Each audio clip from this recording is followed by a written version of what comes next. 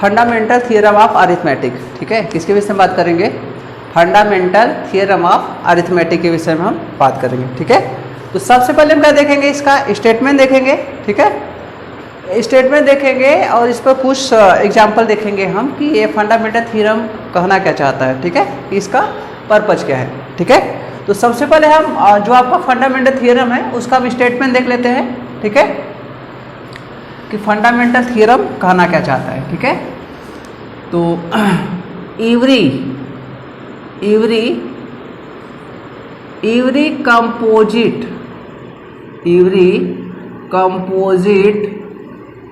number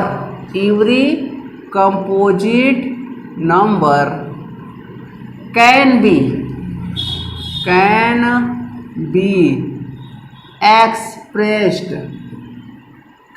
be expressed as a product of primes except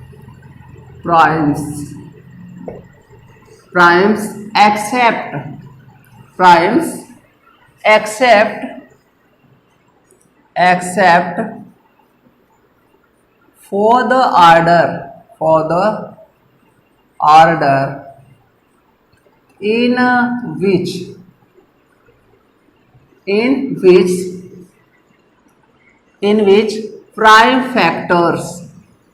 in which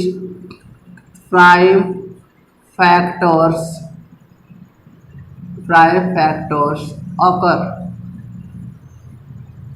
It means every composite number can be expressed as a product of primes except for the order in which prime factors occur. यदि इसे हम आसान शब्दों में कहना चाहते हैं तो इसका मतलब है एवरी मतलब सभी कंपोजिट नंबर को हम प्राइम फैक्टर्स के गुणनफल के रूप में लिख सकते हैं। ठीक है, मतलब गुणा के रूप में लिख सकते हैं। अब बात यह है कि आपका कंपोजिट नंबर्स क्या है। ठीक है, क्या है? Composite number. यदि हम बात करें हिंदी की तो कंपोजिट नंबर को हिंदी में कहते हैं भाज्य संख्या। क्या कहते हैं? भाज्य संख्या या तो यौगिक संख्या। ठीक है, तो यदि हम इसकी डिफिनेशन की बात करें, ठीक है, कंपोजिट नंबर की डिफिनेशन की बात करें, ठीक है, इसका मतलब है कि ऐसी संख्या जो स्वयं से विभाजित हो, एक से भी विभाजित हो और स्वयं और एक के अलावा और भी संख्याओं से क्या हो? विभाजित हो। ठीक है, स्वयं एक के अलावा और भी संख्याओं से क्या हो? विभाज्य हो। ठीक है, मतलब उसमें भाग चला जाए। ठीक है, तो यदि हम एग्जाम्पल की बात करें, ठीक है, किसकी बात करेंगे? Composite number. ठीक है, जैसे 4 है, ठीक है, 4 किससे किससे विभाज्य है? एक से विभाज्य है। ठीक है, मतलब 4 में हम एक से यदि भाग दे तो भाग पूरा चला जाएगा, शेषफल मतलब रिमाइंडर हमें क्या मिलेगा? 0। ठीक है, इसके बाद किससे विभाज्य है? 2 से विभाज्य है और इसके बाद 4 से विभाज्य है।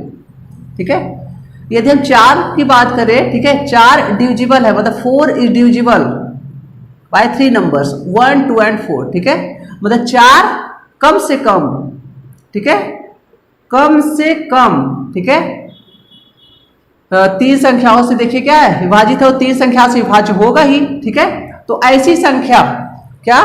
ऐसी संख्या जो स्वयं से विभाज्य हो, एक से विभाज्य हो और इन दोनों के अलावा और भी संख्याओं से विभाज्य हो तो उसे हम क्या कहेंगे? कंपोजिट नंबर कहेंगे। ठीक है, तो यदि हम 4 की बात करें, 4 एक से विभाज्य है, स्वयं से भी विभाज्य है और 2 से भी विभाज्य है, इसलिए 4 आपका क्या है? कंपोजिट नंबर है। ठीक है, यदि हम इसकी बात करें, हिंदी में बात करें तो हिंदी में इसे कहते हैं भाज्य संख्या या यौगिक संख्या कहते हैं। ठीक है, इतना ध्यान देंगे। इसके बाद इस जो थियरम है फंडामेंटल थियरम ऑफ अरिथमेटिक, ठीक है, इसे हम कहते हैं अंकगणित के आधारभूत प्रमेय। ठीक है, इसमें एक वर्ड और आया प्राइम्स। क्या आया है? प्राइम्स। प्राइम्स को यदि हम हिंदी की बात करें तो प्राइम्स को हिंदी में कहते हैं, जैसे कंपोजिट नंबर को हम कहेंगे भाज्य संख्या या तो यौगिक संख्या। ठीक है, भाज्य या यौगिक संख्या ऐसा कहते हैं। ठीक है, यौगिक संख्या। ठीक है। यदि हम बात करें प्राइम्स की, ठीक है, तो प्राइम्स को कहते हैं, ठीक है, प्राइम्स को कहते हैं अभाज्य संख्या। क्या कहते हैं? अभाज्य संख्या या ऋण संख्या भी कहते हैं, ठीक है, ऋण संख्या भी, ठीक है। तो यदि हम बात करें प्राइम्स की, किसकी बात करें? प्राइम्स की, ठीक है। तो प्राइम्स ऐसी संख्या होती है, प्राइम्स ऐसी संख्या होती है जो एक से विभाज्य हो, स्वयं से विभाज्य हो और इन दोनों के अलावा और किसी से विभाज्य ना हो। तो ऐसी संख्या को हम क्या कहेंगे? अभाज्य संख्या कहेंगे या तो प्राइम नंबर्स कहेंगे, ठीक है। जो आपके प्राइम नंबर्स होते हैं वो केवल स्वयं से विभाज्य होते हैं और एक से, और किसी भी संख्या से विभाज्य नहीं होते हैं, मतलब डिविजिबल नहीं होते हैं, ठीक है। जैसे यदि हम प्राइम संख्या का कोई एग्जाम्पल लेना चाहें, ठीक है, तो क्या है? जैसे 2 की बात करें, 2 की, ठीक है, तो 2 किससे किससे विभाज्य है? केवल एक से विभाज्य है और 2 से, मतलब स्वयं से और किसी से विभाज्य नहीं है, इसलिए 2 क्या है? अभाज्य संख्या है, ठीक है। 2 ही ऐसी अभाज्य संख्या है जो सम भी है, ठीक है। 2 एक ऐसी अभाज्य संख्या है जो सम भी है, इसके अलावा ऐसी कोई भी अभाज्य संख्या नहीं है जो क्या हो? सम हो, ठीक है। इस बात का आप ध्यान देंगे, कभी कभी किसी कंपटीशन में पूछ लिया जाता है ऐसी कौन सी संख्या है, सम संख्या है जो अभाज्य भी है, ठीक है। तो कौन सी अभाज्य संख्या है? केवल और केवल 2 है, ठीक है। चलिए, जैसे यदि हम और भी एग्जाम्पल लेना चाहें, 3 की बात करें, तो जो 3 है वो केवल 1 से विभाज्य है और 3 से विभाज्य है और किसी भी संख्या से विभाज्य नहीं है, तो 3 को हम क्या कहेंगे? प्राइम नंबर कहेंगे। क्या कहेंगे? प्राइम नंबर, मतलब अभाज्य संख्या, ठीक है। यहां तक हमें लगता है आप सबको समझ में आ गया होगा, तो हम इसका स्टेटमेंट जो है वो देख लेते हैं। इसका मतलब है कि जो जितनी भी भाज्य संख्याएं हैं, तो जितनी भी भाज्य संख्याएं हैं सभी को हम अभाज्य संख्या के गुणनफल के रूप में लिख सकते हैं, ठीक है, जब तक कि आपका जो प्राइम फैक्टर के रूप में ही न दिया रहे, ठीक है भाई। प्राइम फैक्टर के रूप में दिया रहेगा, अभाज्य संख्या के रूप में दिया रहेगा, तो वही उसका गुणनफल हो जाएगा उसके रूप में, ठीक है। तो चलिए हम कोई भी कंपोजिट नंबर देखते हैं, ठीक है, आपको कॉन्सेप्ट क्या हो जाएगा? क्लियर हो जाएगा, ठीक है। एग्जाम्पल देख लेते हैं, ठीक है। कोई भी हम कंपोजिट नंबर ले लिया हमने, जैसे 6 ले लिया, ठीक है। 6 क्या है? आपका कंपोजिट नंबर है। अब कैसे कंपोजिट नंबर है? क्योंकि यदि हम 6 भाई साहब की बात करें तो 6 किससे डिविजिबल है? 1 से विभाज्य है, 2 से विभाज्य है, 3 से विभाज्य है और 6 से भी विभाज्य है।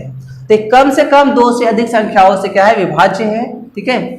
1 से भी विभाज्य है, 6 से भी विभाज्य है, 2 से भी विभाज्य है और 3 से भी विभाज्य है। इसलिए 6 जो है आपका क्या है?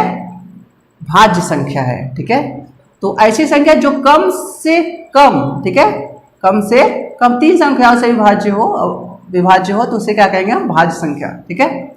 मतलब कम से कम वो 2 से अधिक संख्याओं से, है ना, मतलब 2 से अधिक संख्याओं से यदि कोई संख्या विभाज्य है तो क्या हो जाएगा? भाज्य संख्या, ठीक है।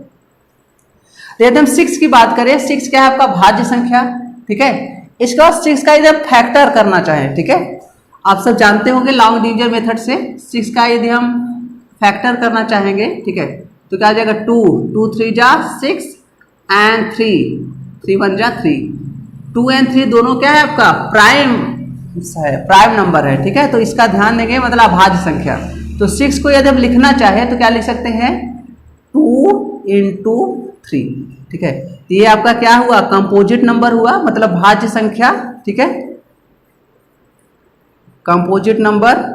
और ये जो दोनों भाई साहब हैं, क्या है? दोनों भाई साहब हैं, ये कौन है? प्राइम्स है, ठीक है।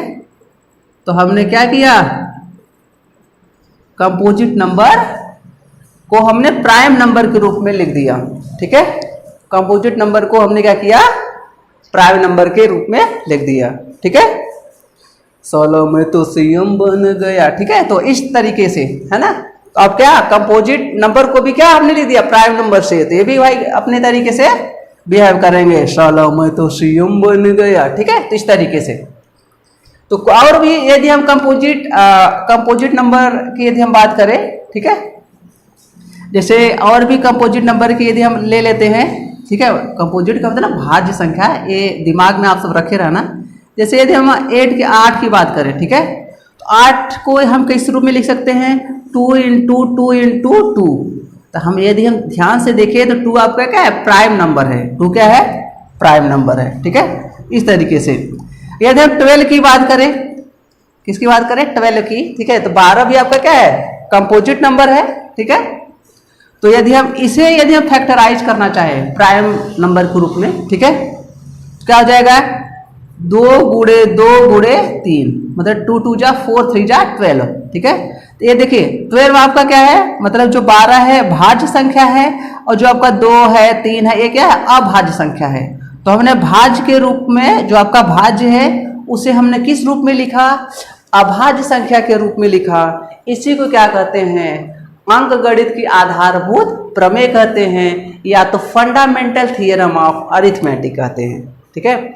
और भी यदि आप एग्जांपल लेना चाहें तो आसानी से लिख सकते हैं, जैसे 15 आपका क्या है, अभाज्य संख्या नहीं है, 15 क्या है, भाज्य संख्या है। कैसे, क्योंकि यदि हम 15 की बात करें, 15 भैया किससे विभाज्य है, 1 से विभाज्य है, ठीक है। इसके बाद 3 पंजे 15 मिला, ठीक है, मतलब 3 5 जा 15 एंड 5 3 जा 15, मतलब 5 3 15 मिला, और इसके बाद क्या मिला, 15 का 15 मिला।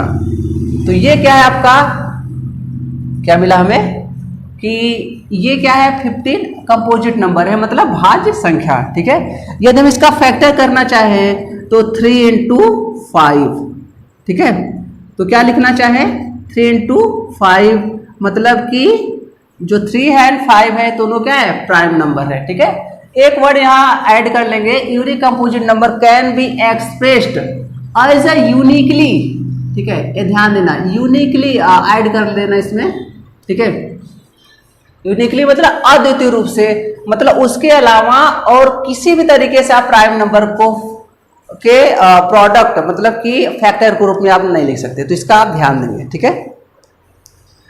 इसका मतलब है कि कोई भी आपका जो भी कंपोजिट नंबर है उसे यदि हम प्राइम नंबर्स के रूप में लिखना चाहे तो केवल हम एक ही तरीके से लिख सकते हैं, उसके अलावा एक से अधिक तरीके नहीं हो सकते। तो इस तरीके यदि हम बात करें तो उसे क्या कहेंगे, फंडामेंटल थ्योरम ऑफ अरिथमेटिक, ठीक है। तो आई होप आप सबको समझ में आया होगा फंडामेंटल थ्योरम ऑफ अरिथमेटिक। ये समझ में आया तो प्लीज़ लाइक करिए, शेयर करिए और सब्सक्राइब करिए। Okay, thank you so much for watching, thank you.